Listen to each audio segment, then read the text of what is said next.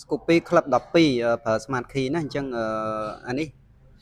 វាជាប់សោកកនេះមូលមកអញ្ចឹងជាប់សោកកណាអញ្ចឹងបើសិនយើងចង់ដោះសោកកវិញយើងគ្រាន់ចុចមកកត់មកហើយយើងកាច់ចេញមកសកត់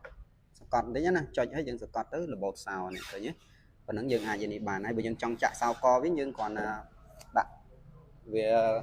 កវាឲ្យត្រេតអញ្ចឹងទៅហើយយើងកាច់ចុះមកវាជាប់វិញណាអញ្ចឹងសកត់មកពឹកដូចគ្នាកាច់ចុះមកជាប់ហើយនេះតែប៉ុណ្ណឹងណាអញ្ចឹងសម្រាប់ក្លឹប12ប្រើប្រាស់ Smart Key ណាអ្នកដែលធ្លាប់ប្រើប្រាស់ Smart Key ស្រួលតែមិនដែរដល់អ្នកកាន់ដៃដបងរៀងវែងណាអញ្ចឹង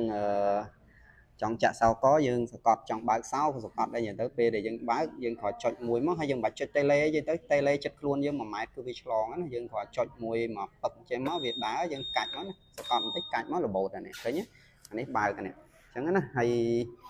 យើងចង់បច្ឆេះទៀតយើងចុចមកពឹកទៀតកាច់មកមកតង់